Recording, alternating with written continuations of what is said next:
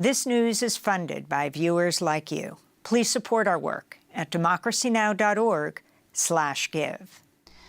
At least 9 people, including health and rescue workers, have died in central Beirut after Israel bombed an apartment building housing a medical center affiliated with Hezbollah. At least 14 people were wounded.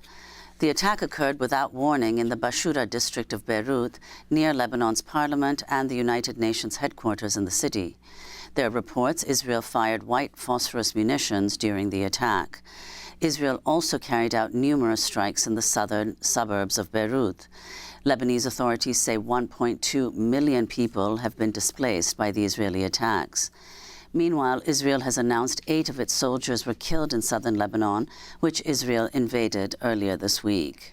This comes as Israel continues to threaten to launch a major attack on Iran after Tehran fired some 180 ballistic missiles at Israeli military bases and other security sites. Israel's also killed nearly 100 people in Gaza over the past day.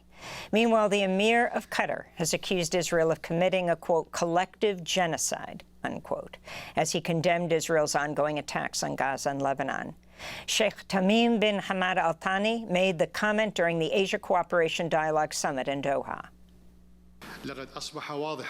It has become clear that what is happening is collective genocide. In addition to turning the Gaza Strip into an area unfit for human habitation in preparation for displacement, we call for serious efforts for a ceasefire and stop of the attacks carried out by the Israeli occupation on Lebanese territory. Security will not be achieved without achieving a just peace, and this will not be achieved in our region except by establishing an independent Palestinian state with East Jerusalem as its capital on the borders of June 4th, 1967. For more on all of this, we're joined by Nadim Houry, Lebanese researcher, international lawyer, executive director of the Arab Reform Initiative. He worked at Human Rights Watch for over a decade, where he established the group's Lebanon office and covered the 2006 war between Israel and Hezbollah. He's joining us now from Paris. Nadim, welcome to Democracy Now! Though you are in France right now, you have close connections to people on the ground in Lebanon. Israeli airstrikes hit an apartment building in central Beirut overnight, in an area considered a safe zone given its Christian majority population. Can you talk about what you're hearing from people on the ground, what the situation is right now with, 1.2 Lebanese displaced as well? Sure. Thank you for having me. The offices of the research center I run is actually less than 100 meters away from where the strike happened last night, so I'm very familiar with the area.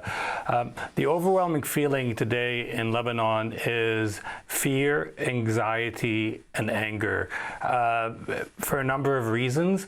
Fear because the Lebanese have seen what Israel can do to the country since 1978, repeated invasions, repeated attacks, the destruction of the 2006 war, and they've also seen recently what happened to Gaza. There's also a high level of anger because they feel this is a war that they don't understand. This is a war that many of them feel was imposed on them. They feel that there could have been a ceasefire in Gaza which would have prevented all of this, but also anger at a totally absent Lebanese state. Many people are actually still sleeping on the streets, many of the displaced, because the Lebanese government was unable to really put together a proper evacuation plan, and people who are being hosted either through family or friends or through really a wonderful solidarity movement across the country. So, Nadim, could you explain where exactly these displaced people are going? They're sleeping in cars, as you'd said earlier, as well as in being taken in by friends or family in houses. But where in Beirut? Are there places in Beirut that are still considered safe, or are they all leaving the city? Sure. So people started moving initially from the border villages in the south a month ago, but really the movement accelerated in the last 10 days, notably on September 23rd, where Israel in one day killed more than 500 Lebanese, which was the highest death toll in Lebanon since the Civil War, which ended in 1990. Since then, talked about more than 1 million people have moved. They're being hosted by friends, but also the Lebanese government has opened now all public schools. So all public schools are being turned into temporary shelter in Beirut, but also all across the country, in Mount Lebanon, in southern cities like Sidon and Tyre. The only problem right now is Israel is increasingly threatening villages and towns further north from its border. Some of the warnings of the last 2-3 days go way north of the Litani River, which Israel often talks about, and includes some of the major towns around Tyre, the biggest city in the south. Nadim, you mentioned earlier that the Lebanese government has not been able to come up with a proper evacuation plan, that the state is really not functional. If you could describe what the situation was in Lebanon prior to the Israeli attacks and its invasion, both in terms of the economy, but also the government. Sure. I mean, Lebanon has been in a state of protracted political crisis for years, some would say for decades, but it really accelerated since 2018. And in 2019, we had basically a major breakdown of the banking system. It turns out that our corrupt elites were basically running a Ponzi scheme. And since 2019, Lebanese don't have access to their savings in the bank accounts. They are allowed $200, $300 a month, depending on how much money they have in these bank accounts. We haven't had a president now for, I think, over a year and a half. So it's only a caretaker government. It's really a state that has, in a way, not only become failed, but has almost given up. They almost act as a postal box for messages between different regional and international parties. And the Lebanese really feel that. They felt it particularly. We have to remember after the Beirut port explosion on August 4th, 2020, where there again, the Lebanese woke up to see large parts of their capital destroyed, and learning that many of their politicians knew that ammonium nitrate was being stored in the port right by the city center, and no one did anything. I think there's a strong effort of local organizing right now. And I would add maybe perhaps to one of the challenges facing the displaced is in 2006, Hezbollah's logistics operation was a very well-oiled machine. They were very present. Since the beeper attacks that Israel had done against Hezbollah members, and many of those members, by the way, were not combatants, but were actually civilians somehow affiliated with Hezbollah. Hezbollah has not been able, through its various associations and services, to really fully support as well those displaced from the south. Nadim, during Israel's last invasion of Lebanon in 2006, you were at Human Rights Watch in Lebanon, looked into the reasons for civilian deaths there. You tweeted earlier this week, you're, quote, very worried there are the same patterns developing now. I'm wondering if you can comment on this. And you also posted a series of comments on X Wednesday in response to what you call, quote, murmurs amongst Israelis and their supporters in the West and our region about creating a new Middle East. You write, don't do it. You've tried before, and each time it's ended in disaster. Elaborate on all of these points. Sure, yes. Thank you very much for the opportunity. So I spent 33 days in 2006 of the entire war documenting why Lebanese civilians were being killed. And there were really two main reasons, which we're actually finding again today in Lebanon.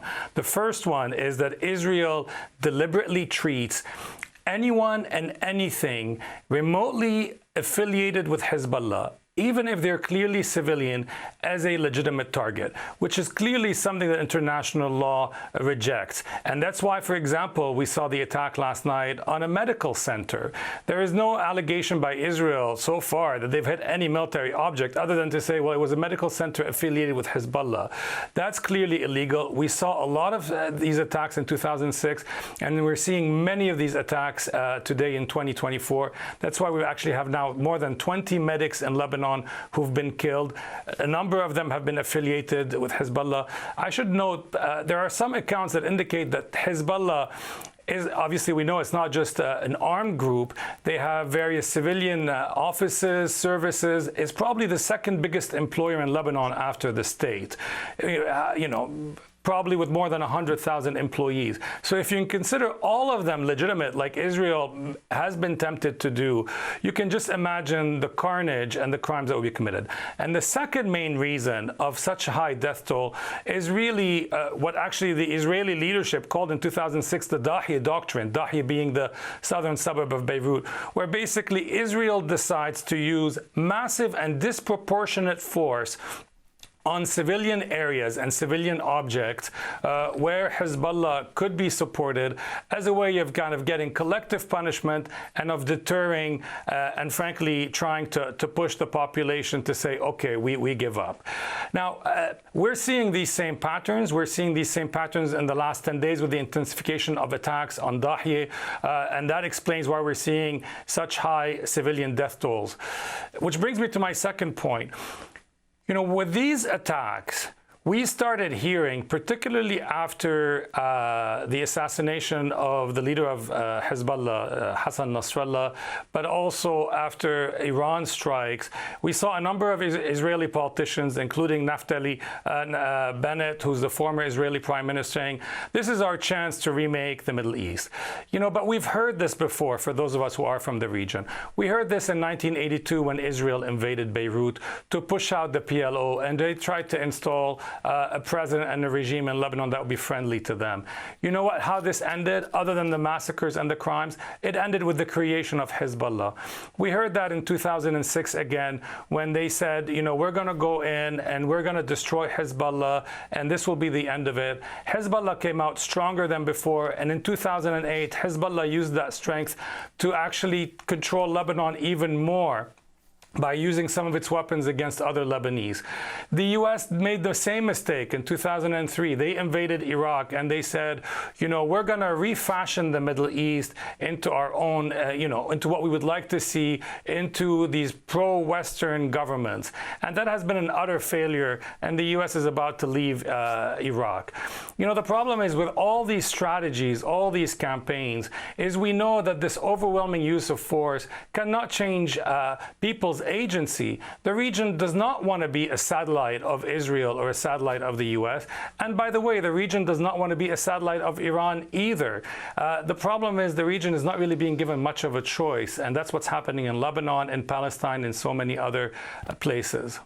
Well, let's go, Nadim, to comments made by Israeli Prime Minister Naftali Bennett, who said on Wednesday that Israel should take out Iran's nuclear program. He was speaking on CNN. Sometimes history knocks on your door and you got to seize the moment. If we don't do it now, I don't see it ever happening. And now is the moment. I also want to explain why. Because Iran's strategy, it had two arms that were sort of defending it, or they were its insurance policy against an Israeli strike, and that's Hezbollah and Hamas. But those two arms are temporarily paralyzed. So it's like a boxer out in the ring without arms for the next few minutes. Now is the time that we can attack, because Iran is fully vulnerable. The Islamic Republic of Iran, it's time to hit, destroy the nuclear program. So that was former Israeli Prime Minister Naftali Bennett speaking to CNN. And now let's go to another former Israeli Prime Minister, Ehud Barak, speaking to CNN's Christian Amanpour, who asked Barak whether he agreed with the comments Bennett had made earlier. In order to run a full-scale attempt to change the Middle East, we need all these alliance of of a blessing led by the United States. Israel is very strong. Israel cannot rearrange the Middle East on its own. So that was former Israeli Prime Minister Ehud Barak. So your response, Nadim, to what they were saying? Don't do it.